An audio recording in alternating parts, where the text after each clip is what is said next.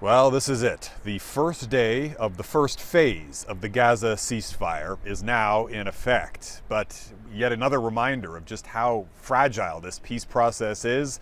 This day began with a false start. The ceasefire was supposed to start at 8:30 a.m. local time this morning, but it didn't. Israel blamed Hamas for not delivering and confirming the names of the Israeli hostages who were set to be released today. And for that reason, the ceasefire was delayed. Hamas blamed technical reasons for the delay, but in the meantime, Israel kept bombing Gaza this morning. At least 19 Palestinians were killed in those bombings.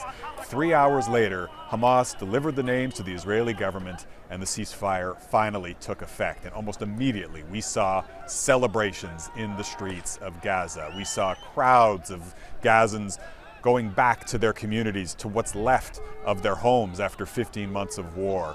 We are seeing hundreds of aid trucks now flowing into Gaza, carrying desperately needed supplies, including food, to regions on the brink of famine.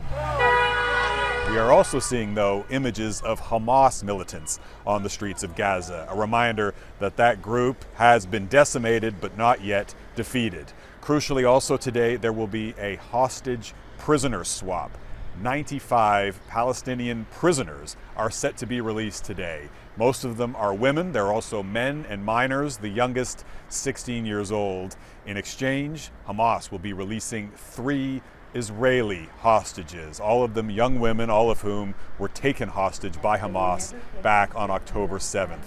We visited a hospital not far from here in Tel Aviv, which has been set up, an entire ward entirely devoted and preparing to treat the hostages when they are released. They told us they're not sure what to expect, what type of condition those hostages will be in.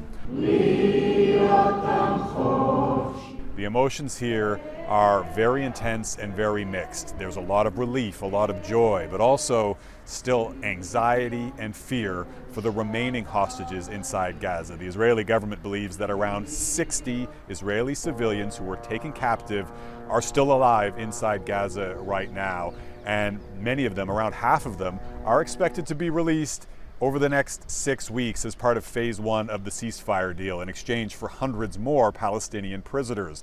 But all of that, of course, assumes that this ceasefire holds. The only other time that there has been a ceasefire deal in this Gaza war was back in November of 2023.